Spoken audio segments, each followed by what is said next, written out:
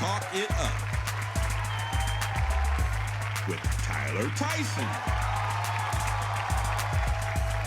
Jay Lamar, and Simone. Talk It Up. Hello, everyone, and welcome to Talk It Up. You guys know we keep it real here on Talk It Up, so it's time to go ahead and jump right into the hottest things that the streets are talking about with our segment that we like to call Street Talk. So let's get right into it. Starting things out, I almost called her the queen, but I realized no one has given her this title. We're going to start with Rihanna, who has now been certified as a billionaire. Thoughts? Not surprised at all. She's been doing extremely well with her makeup and Savage X Fenty. She's kind of branched out into using social media influencers as her own way of advertising her company. I think she's doing everything right. I'm not surprised at all. Yeah, you may not call her a queen, but you will call her a billionaire. Ladies and gentlemen, Rihanna is a billionaire. You know, that's like awesome. It's amazing to see that she stepped away from music to focus on building this billion-dollar brand. And look where it's gotten her. I think so many times people have so many things they're juggling with that they're not giving everything its individual time it deserves. So it's good for us to see, like, she gave this her all. Right. And look at where it took her. She's a billionaire. Right. Yep. Like, that's amazing. Rihanna is doing it. You know, everyone is anticipating this new album, R9, which she promised years ago. We're not going to talk about that. I know, but what I'm getting to, it's all positive. What I'm getting to, though, is that people keep pressing her for this album. Meanwhile, she dropped Fenty and then went into Savage X Fenty and all these different things, which has now turned an amazing coin, more so than probably the music would have. Yeah. And if you think about it, how much more music does she really need to drop? Because as far as it goes as #1 singles, she's only second as far as ladies are concerned, behind Mariah, and it's by one. You know she's gonna have another #1. So she's gonna surpass Mariah for most #1 singles by a female artist in the history. So it's like, she has time. So why not let her spend time building this billion-dollar business that she built? It was a point in time where she was giving us music, I felt like, every week. Right. Like, every week she was dropping something in the mid-2000s. So it was kind of hard to see her take a break from it all, but to see that she took that break and it's worth it, like, that's big. Like, Rihanna she that girl now. Like, she is. What's her makeup line? Like, I know she has, like, Fenty. is it all Fenty? It's all under the Fenty umbrella? Fenty Skin, Excuse me, Yeah. It's weird that people kind of want to keep her in that box as an artist, and she's kind of already broken out of that. She's given us so much music that I don't feel like I need more. I will take more, but she's doing so well in all other areas, and she's just grown up so much. Right. I think it's kind of time to get into different things, which she's been doing. So. Yeah. I think it's hard for any fan to see an artist in a different light. You have to think of, remember back in the day, you had Ice-T, you had Dr. Dre. You know, they were like street hardcore rappers who turned into movie stars. And I'm sure anytime that they were on set or anytime a fan ran up to them, they didn't care that Ice-T was on Law and Order. They like, when you giving us more music, you know? So I think it's hard for fans to adjust to celebrities really doing what they want to do. Right. And you can tell that Rihanna put her heart and soul into this brand, and look at where it's gotten her. So. And then also, given the fact that where we are with the state of the world, and y'all already know the situation of what's open and what's not, performing just isn't even an option right now anyway. So why drop an album? I can't go on tour. I can't do my sold-out situation. Like, I might as well just But she can sell that lingerie and that makeup. Exactly. You know, and I can tease you that this album is coming, which it is, because it's done. But I'm just going to sit on it for a little bit. Well, maybe now that she's a billionaire, she got a little bit more time. And maybe she is kind of working with the fact that people are waiting and they're craving it. So she's kind of just letting it, just breathe. Let the people wait. They will still be here when it's time to drop this music. They And they will still go out and buy it. Yes, we will. Yeah. So moving on from one queen to another, let's talk about Issa Rae. Because, Issa has been killing the game since forever. She has us on the edge of our seats for every season of Insecure, although they only give us 10 episodes. Because we want more. What do you think about her new project that she has coming out with City Girls? Like, who saw this pairing coming? Didn't. Nope. Not at all. But I'm excited about it, though. Yeah, definitely excited about it. Didn't see it coming. It's a new series called Rap You can't say that word. Right, and it'll be co-executive produced by the City Girls. I took some notes because I wanted to get it right. But basically, it's going to be a new half-hour comedy series, and it's going to be following two estranged high school friends who reunite to form a rap group. So I don't know much else about it, but that's all we know so far. Well, I See, I mean, was it sounds about to like the ask story you of a the City question. Girls. Let me tell you something. Like, watching their success story, I don't know if y'all look like at some of their YouTube videos from like 4 or 5 years ago, but they were like an instant success. Once they hit mainstream, it was like on and popping for them. So like, this is pretty much telling like their story, which will be funny. And to me, like, City Girls are comical girls. They are. Like, watching their Instagram lives and their social media, they're like just as funny as like Cardi B. You know, I feel like they should put Cardi B in the episode, too. That would be They dope. might. They might, and that's what I was gonna ask you when you first described this. I was like, this sounds just like the City Girls. It's Are their they life. just telling them? Is this their biopic? Because it's about, it's been in development since 2019, and it follows these two estranged high school friends that reunite to form a rap group. Sound real familiar. Sound just Yeah, like it the City does sound Girls. very familiar. Yeah, they're still casting for it, so we'll see who Who plays pops them? up on That'd screen. be interesting. It would, wouldn't it? So they're not gonna. The City Girls aren't gonna be. No, they're just, they're just producing it. Gotcha. Okay. Issa's hopping on everything though. She's amazing. She is. She's like the bow on every gift. Like, she ties everything together. And I'm really upset about Insecure season 5. That's it. Yeah, I don't know if it's coming back. I think it'll. Well, after she says done after season Yeah, she 5. said after It's just season done 5, that's completely. it. Yeah. So This it'll is the be. final I season. need a spinoff. Issa gets married. I'm sure that will be like. They might do something. Molly finds a man. I need something. It was so good. Now Molly finds a man. Well, she's a creative, so she's always going to be creating content. And as we were talking about Rihanna, as a creative, you want to see the people that you love grow and continue to create and develop. So as much as I love Insecure, I'm okay with the ending because I know Issa's going to come out with something else that's fire, and I'm going to be attached to that as well. Yes. So. With that said, though, let's talk about Halle Berry. She's been in the news a lot lately. Like, Halle goes hot and cold. Like, one minute you don't hear from her at all, and then every other day it's a Halle Berry story. Well, today she shut down the comments on her social media because people are now referring to her as Halle who can't keep or get a man. And this all is following the comments that she made about child support being extortion and all of that. Then it kind of led to this. What do y'all think about this? And why do we keep hounding Halle Berry about having a man? She's like one of the finest women out here. Like, Right. And who says she wants to keep a man? that's what she said. Right. Right. And that's the thing. I think that people assume that women want a man or they need a man. Some of us don't care to keep one, and sometimes they're just not doing what they need to do, so you just kind of, you do your thing. She's fighting back about that. Yeah, so. I don't see a problem with somebody who is of her age and of her success deciding that, you know what, maybe I want more male companions as friends than I do as lovers. There's nothing wrong with that. Halle Berry, she has her 2 children. She was married once upon a time. We've seen her go through tumultuous relationships. So maybe she's taking a step back and saying, I just want to do me. And there's nothing wrong with that. Right. I hate that society pressures women especially to be in partnerships. They don't have to be. Halle good. She's Right. great, actually. She's great. She's Fantastic. beyond good. She's Right. great. Right. That's what I was about to ask you. Is this, once again, one of those dated conversations? Because I can't even believe that in 2021, there's still pressure for men or women to be in a relationship, to be married, to have kids. Like, everybody has their own trajectory. Why is that even a topic of conversation in 2021? Exactly. And social media doesn't help because, like we've talked about before, everyone has an opinion and people are constantly sharing them. If you feel a certain way, you don't have to let anybody know. Just keep your opinion to yourself. Just do your thing. Yeah. Everybody ain't meant to be in relationships. That part. And that's okay. And sometimes your relationship is short. It doesn't have to be a 30, 40, 50-year relationship. Sometimes your relationship is 5 years, and that's it, and that's fine. There's nothing wrong with that. So also, in the news right now, Kamala Harris's niece is in the news because the White House has asked that she stop branding herself, I'll say it like that, so much because she's an influencer, or she's becoming an influencer. I forget the clothing line, but there was a clothing line that wanted her to model their clothes after they saw her in the inauguration parade, or lack thereof. What do you think about that? Should she be censored or be asked to tone it down?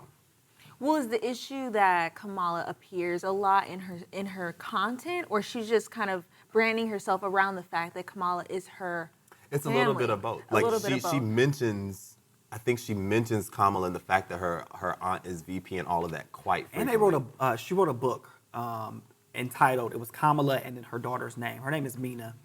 And so Mina Harris wrote a book with Kamala's name in it. And they were saying, okay, well, after you sell this book out, any merchandise that has Kamala's name on it, you cannot restock and you cannot sell anymore. She's the Vice President of the United States. That's her title, and that's what we're gonna do. So I think it's appropriate. And they said that Kamala was okay with it because, I feel like Kamala's very presidential. Unlike the previous family that left the White House, who they said made over $1 billion while in the White House, I think Kamala is a little bit more traditional. And I think she understands. I think Mina Harris also understands. Right. But at the same time, I'm going to be that famous uncle and that famous dad. And if my nieces and nephews and my kids want to make some money off my name, please do. Please. That means you can stay out my pocket. You know what I'm saying? That's And true. I think Kamala was pushing her to, take my name and go out there and do something with it. But isn't this just like the conversation that we've had before at this table where we tell people you need to be prepared for the fame when it happens or prepared for the opportunity when it happens? We tell you to get your paperwork in order, write your books and your scripts, have everything ready to go. So when that light comes on, you're ready. And she did. Mina Harris was ready, baby. She was ready. She had the more books, the than T-shirts, ready. everything, the dresses. Everything. She was But ready. now they're asking her to pull it back, which I guess is okay. It's always Yeah. okay to pull back. It's always a bad thing if you come up short. Right. Well, the good thing about it is they are, like I said, they are allowing her to sell out of the merchandise. She just can't restock. Stock it So afterwards. she can make her money. She just can't restock it. So now she has to find a whole new brand. But now the attention is on her as being Kamala's niece. So people will still be looking forward to her doing stuff. I think yes, she's definitely more than prepared. I think that they don't want any funny business going on because if she's linking herself to Kamala, that means Kamala is also linked to her. And what if she says something and it Yes. reflects on her and it's just a mess? And we're trying to clean up after the last situation when everything was tied up, the Yeah. sons and the daughters and the this, Yes, everything yes, was yes. intertwined. We're trying to clean it all up. So I get it. And with that, y'all, that is Street Talk. Y'all keep it locked right here. When we come back, we got some real talk for you. This right here is Talk It Up.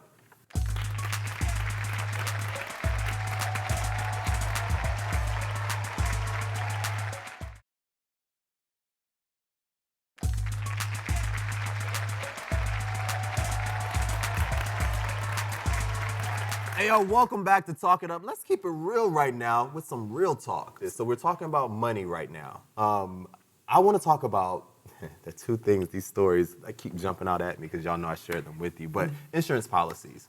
Because of COVID-19, because of the fact that, you hear people talking about passing along generational wealth and all of these different things, and most people only think of buying a home as generational wealth. But I have known for the longest time, my parents have always talked about the importance of insurance and how you have to just be prepared to look out for the entire family in case something happens. Yeah. So that's health insurance, life insurance, all the various ones. But that's also another way to pass along generational wealth that I feel like we don't miss talk about it. I remember the insurance person coming over to the house and sitting down at the kitchen table and you knew the underwriter and the person that wrote the policy. Do families still do this anymore? I don't know. I don't think so. No. I don't think And in so the time either. of COVID, this is, hello, can y'all get some insurance policies? What do you think about this? I think that it's, especially for the Black community, when we don't do something and it's actually for our, in our best interest, I think it's because we don't have information about how to do it. And maybe that's part of it. I don't think it's that people don't necessarily want to do it. Maybe they just don't know how. Because I don't know if that still happens. Right. I haven't talked to anybody who's said anything about it. I think that, for our culture, I think that we more so concentrate on the now and not the longevity of our families and stuff like that. So I think that a lot of families would rather take that money they would spend on those policies and use it right now. And they don't think about how if I'm investing $25, $30 a month into a life insurance policy on a parent for 10, 15 years, that could possibly be a $2 million policy. Right. So, when daddy passes away, I'm sad, I'm upset, but he also left me generational wealth so that he can take care of me and then his grandchildren. So Black families don't really think about that too much because we're so focused on taking care of ourselves now. And that's what I feel like, and that's why I love this show, and that's why I feel like we need to talk about this Yeah. here is because the now doesn't always mean that, that $25, that $30, not saying that that's not a lot of money, but if you can invest $5 or $6 on a lotto ticket, which we all know people that play lotto consistently sometimes every day, and you're wasting the $5 or $6 on this every day, which adds up to, if you do $5 a day, that's $25, for the week. Like, okay, cool. That's the money that you could be using on this insurance policy that if something were to happen, because something's going to happen to all of us, there's going to come a day where Tyler Tyson will cease to exist. And I would like to think, oh, well, Tyler had his business in order. He was able to do all these other things. And insurance is one of those things that we all can do. And instead of talking about just the disparities in how, the housing market is, and we're not able as a people collectively to pass along generational wealth because of the racism, systemic racism. Let's also talk about the money that we're leaving on the table. The insurance policies. Let's talk about these grants and all of these different things that we could get if we would just do our own due diligence. Would you say that it doesn't happen as much because we are a little bit more selfish with our money and we spend it a lot quicker than they did back then? Because that could also be something. I think that we are more so obsessed with seeing the money in the bank than we are seeing it invested in something like that, because you don't kind of watch that grow. You just know that that's something that you're constantly dishing out. And the problem is you can't create wealth with money in the bank. Interest rates on money in the bank is low. I'm talking like you can have $30,000 in the bank, and in 6 months you get, a 25 cent, like $2, something like that. But creating generational wealth through insurance policies, that's the best way to go. Yes, you don't see that money right now, but when Papa passes away, you'll see that money. And there's so many different forms of insurance policies. So there are even insurance policies out there where if someone is diagnosed with a terminal illness, let's just say they give them 6 months to live. There's parts of that insurance money that you now have access to. Like if you had a $100,000 policy, there's some, the way that it's written, there's some that will give you 75 or 50 if you are, given a terminal illness. Okay, that's money that you can use right now.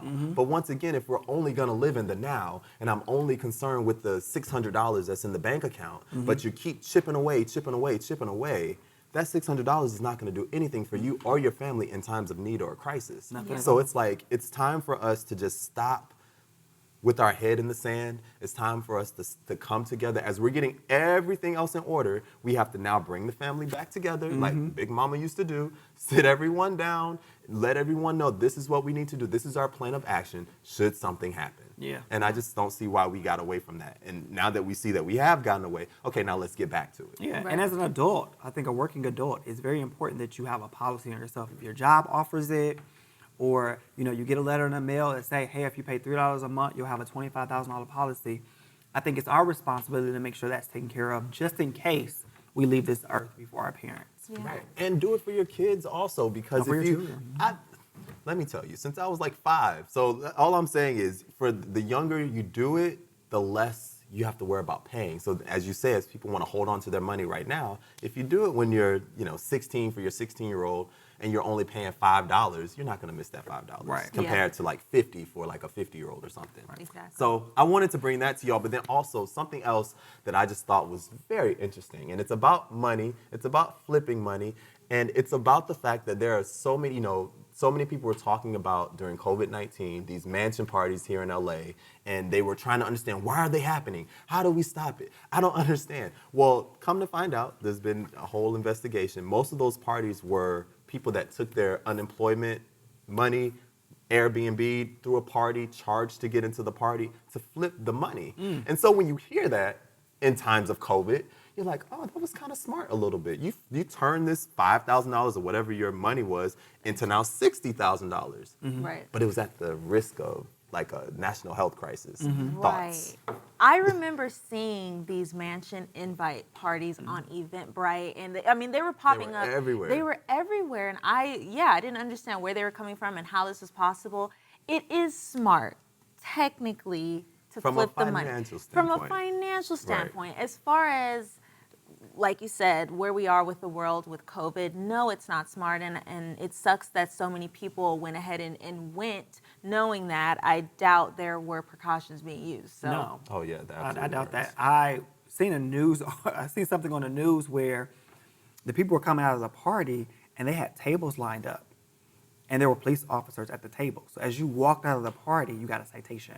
Yep. And they had people literally lined up on the gates of these mansions, make sure you get your information, giving you a citation, and then sending you home. So at the end of the day, was it worth it to the people who attended the party? No. But to the people who promoted the party and flipped that money, it was worth it to them because I'm sure they exited stage left out the back door. They probably weren't even at the. That's what I was They saying. probably weren't They even at the there, party. yeah. Probably not. They kept it real, just like we did right here with this segment of Real Talk. And y'all keep it locked. When we come back, we have a dope interview scheduled for you guys. Keep it locked. This right here is Talk It Up.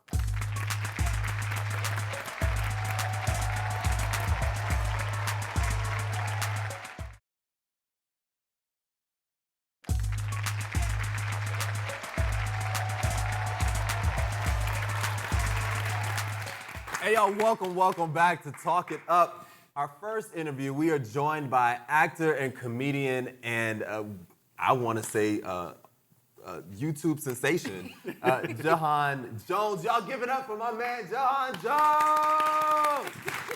Oh, snaps. Oh, Hi, welcome. what it do? What's up? What's up? You're no stranger to the comedy world. How has COVID been treating you as a comedian? Are you in need of a stand-up? What's it like for you adapting to all these changes? So the question is, how has COVID affected the entertainment business, basically, Yeah. for me? Oh, don't we all just love COVID? Oh, yes. It's been so easy to do everything in life. Oh, my gosh. I'm able to do stuff like go outside and not have people tell me to put on a mask and shoot stuff that doesn't require a mask, but I have to wear a mask. It's just the little things. It's been quite interesting. But hey, it's what it is in the world. Definitely been fighting through it, and it's been a little bit easier. I don't want to say easier, but for an independent creator like myself, if we really put our mind to it, we're able to get stuff done. And I'm shooting a movie. Shout out, shameless plug. You married that. Shooting a movie through the pandemic that's going to come out this summer. So yeah, it's not stopping me. It's not easy. Facts. It's not stopping me. Absolutely. When did you realize that you had a gift for comedy? And is there a particular comedian that helped you realize that gift? I just kind of naturally came from, a funny family. My grandmother was hilarious. She always say little funny stuff. My cousins, my friends around the way. I got some friends that, like, if they had taken this stuff seriously, they could very well be in the same lane as me. I actually started off, fun fact, I started off as a dramatic actor, really, really looking up to Denzel Washington and imitating King Kong and got on me in the mirror. And then, of course, a fan of Eddie Murphy, like most comedians, one of the GOATs. Once I started to get more into stand-up, doing my research, start to love Richard Pryor's work a lot. I like Robin Williams, Martin, of course, and, all of the GOATs. But I would say the biggest superstar comedian for me was Eddie Murphy. Yeah. First. Yeah, and you just named all the comedians that I love. Like every last one, I'm like, oh yeah, oh yeah, oh yeah. Like all of those are ones that I love. Hey, Jahan, I need to stop you for a second. We need to take a quick break. So when we come back, we have more with actor and comedian Jahan Jones. Y'all keep it locked. This right here is Talk It Up.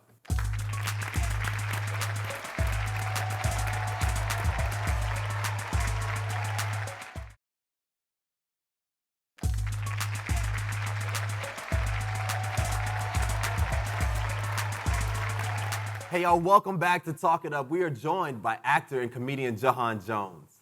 What does Jahan find funny, and how do you get that to translate on camera? Because your web series, the things that you have on YouTube, they're all hilarious. Are we talking from stuff that I create or stuff like in general, like I'm in? Both. Like I'm hidden at, for example. You said what? I What said was hidden at, for example. You hidden that? Yeah. All those situations that you hitting that came from me just saying I wanted to do longer form skits, and skits come from real life situations. And my partner Dane Pierre, we was like, we're gonna create a show, and it's gonna be a love triangle, and you know, relationships is always relatable. We're gonna stick this guy in an apartment with his ex-girlfriend's cousin, and then it's gonna just evolve from there. So I find a lot of funny in real life stuff. Like if you like really dig deep into my content on you know, starting off on Vine or Instagram, most of them are drawn from real life situations. And if you really look at it, it's really a dramatic, not as funny situation, but I find the funny in the reality of the darkness. And that's just a lot what comics do, is that we spit out the darkness and find the funny. And a lot of people relate to that because we all go through these crazy moments, whether it's somebody cheating on you or somebody taking your food or stubbing your toe. Like, it's all stuff. I just try to find something funny out of that, and like, how do I raise the stakes and make it animated? Because, you know, half the stuff that you see on there, it's going to be like, yeah, you probably went through that. But like, did you react like that? No. But I heightened up what you feel inside of yourself. Right. You want to react like that, but it's like, who's going to run around and react like that? But I'm going to, you know, intensify it. Right. I kind of wanted to talk about that a little bit, about finding the humor in maybe some dark situations. Do you find it hard to tell jokes at the moment? Are you afraid to touch on certain things, or is it's still kind of like a free-for-all? I always wonder where that boundary is and if there is one at all. Yeah, you know, we live in a very sensitive time right now. We live in the world of social media. Everybody has an opinion. Everybody wants to talk about what you say. There's so many groups. You can offend somebody, you cannot offend somebody. Like, it's so many. Like, if you think about it, like a stand-up special used to come out back in the day, and you didn't have the critics or been, you know, the people going on Instagram or Twitter and commenting about it. You know, if they had an issue about it, it wasn't a viral situation. Everybody's opinion is on a platform. So I think Dave Chappelle touched on it the best. It's like, you know, comedy is comedy, and it's our duty to make fun of certain things that is not funny. You know, we got to be completely honest and real, and that goes not just on the stage, but like even with the social media videos. Like, this is all stuff we're talking about that's messed up, and we're bringing a funny angle to it. And like Dave Chappelle, when he did one of his, you know, specials, like I think it was a couple specials ago, like he come out with like 3, I don't know where he's come out 3 in a year. But the one where he's like really going, like he was deliberately, and I think that made things a little bit better because he was deliberately going at, he picked like the 5 most biggest things that you, topics or groups that you never are supposed to talk about. Like, you're not supposed to talk about religion. You're not supposed to talk about the LGBT, you know what I'm saying? Like, and he was like, I'm going to talk about you.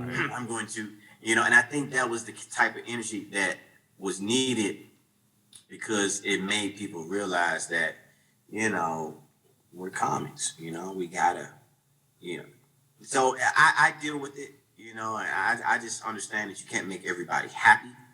So I try to be safe. I know one time I did learn early, I did a video about how, this was on religions, how Muslim women are a little bit thicker under those sheets. And boy, you know, because at the end of the video, she kind of had some booty shorts on and revealed. Boy, I got threats from all the Muslims, like, oh, I was a fan of you. Take that video down, I'm going to kill you. Like, it was more so on Facebook because that was more of a worldwide platform. Man, that was my first lesson on attacking or joking about a religion. They wanted my head. Oh, I bet. Yeah.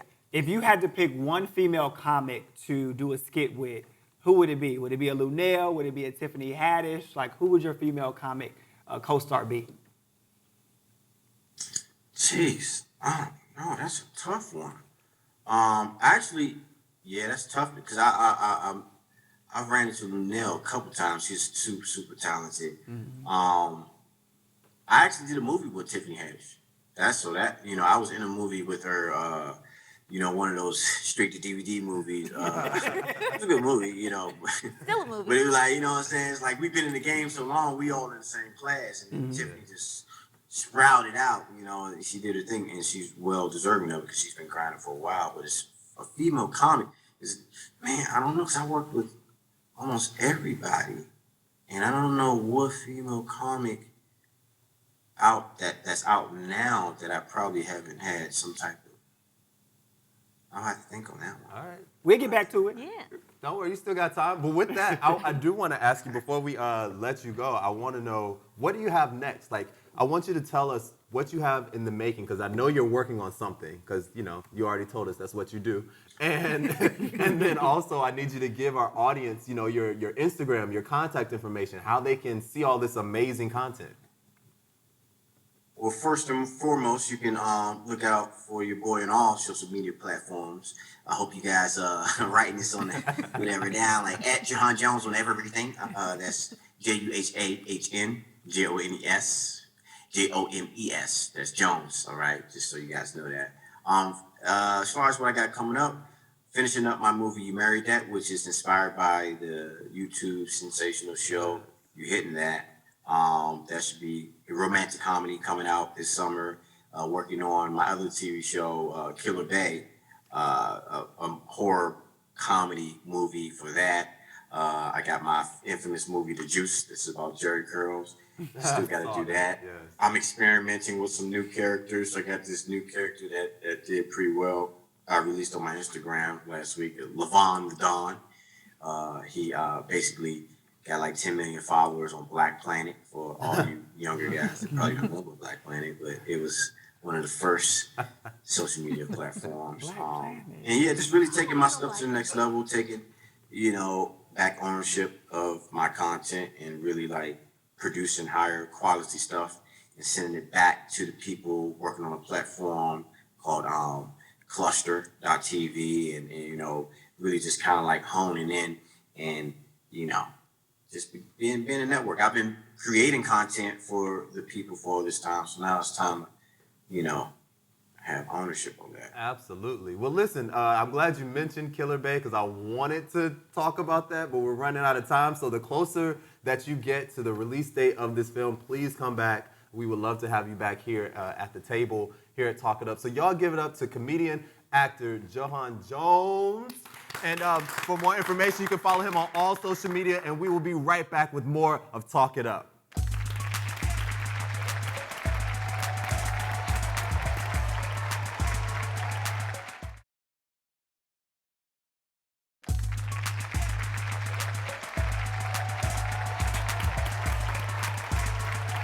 Hey y'all, welcome back to Talk It Up. So you guys know we always give you a little something to take with you. These are some of our favorite picks across the board, from social media to music to movies, everything. So I'm gonna let Tyler go first with your pick for today. Who are you shouting out today?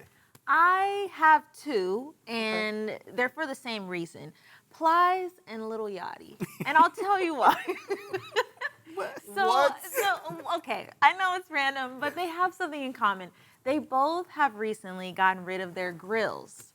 And they're showing off their pearly whites, and I think that they look amazing. I don't know, I think the grills, it's time to let them go. And I want to shout them out. They look great.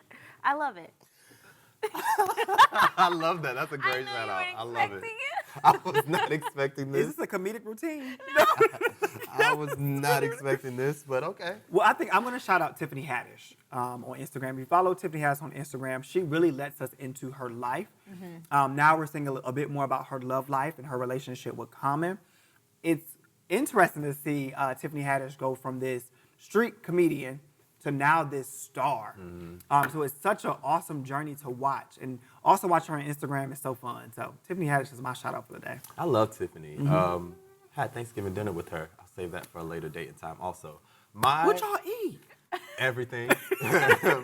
My shout out is Toni Braxton. And the reason that I'm shouting out Toni Braxton, she just dropped a new album, which is called Call My Name. And it features an amazing song with her and Missy Elliott called Do It, which everyone needs to check that song out. But the reason I'm shouting her out is because whenever we have a conversation about 90s R&B or music or an icon and legend and all those different things, for some reason, we always kind of forget to throw Toni in the mix. And she will be added to those conversations. But I was like, you know what, let me shine some light on the Toni Braxton because she's iconic, she's legendary, she's done some things, and she just dropped an album that, like I said, it's a phenomenal album called Call My Name. She absolutely is legend. I know we ain't playing the game right now, but she's a legend. Oh, so we got your vote for next time? Yes.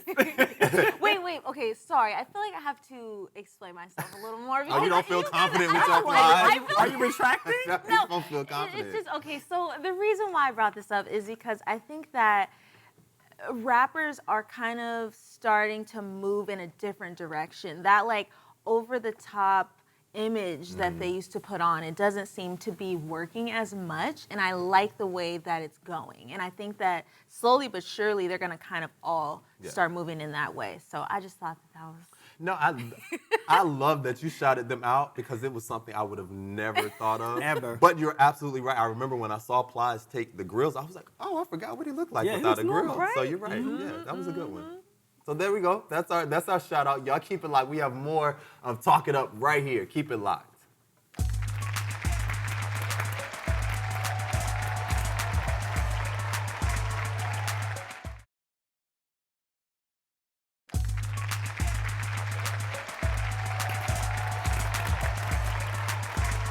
Hey y'all, welcome back to Talk It Up. Before you go, we're gonna hit you with one more quick conversation. I wanna talk to y'all about relationships and social media. When is it appropriate for someone to actually make it official? Because you know it's not official if you don't post it on Instagram. So when is it official, or what's the time frame for which someone should announce their relationships on social media? You know, let me put my dating coaching hat on. You know, it's the one. I think that the appropriate time to post your partner is when you feel like you're secure in that relationship and it's going to go the long haul. We see so many times people, as soon as they meet somebody, we get to watch the journey from the first date to the breakup. And then they repeat that same cycle 2 or 3 times or 4 times sometimes out of the year. I don't think that's appropriate. I think once you two make it official and then you build a foundation, I think then it's appropriate to post each other on Instagram or on Facebook. I don't want to put a timeline on it, but if I had to, I would say like 6 months. I think you should wait 6 months. If you make it 6 months, then you can post, you know, the great things that you're doing for each other. But before that, it just seems kind of sketchy. When did you start posting your relationship? After, I would say about 6 months or so, because you don't want to jump the gun and you want to make sure that it is something that you're going to be involved with for a while, because nobody wants to take the picture down and now you got people asking you questions. But I think it gets messy because the person you're in a relationship with may be waiting for that, and that also can cause some issues if you're not ready, but they're like, well, why aren't you? It can be a mess. Yeah. You know, so I find this difficult just across the board. I don't like to post about projects, relationship. Like I find posting, there's a lot of anxiety that goes along with it. Absolutely. Just because, especially in this business, you don't want to post too prematurely, make the network mad, make the production studio mad. Something could happen to delay the project. Now you got your legions of people. Oh, I thought you was doing this. Oh, I thought this was happening. Where's this? So I'm just very weary about what I post in general. Yeah. Not just specifically, I know we were talking about relationships, but I just see it across the board. I I'm agree. not big on it. I think you have to be cautious of what you put out there for the world, because as soon as you put it out there, You can't take it back. there's a comment feature, so people are going to comment, and then they're going to remember, and then they're going to remind you of it if you didn't see it through or something happened.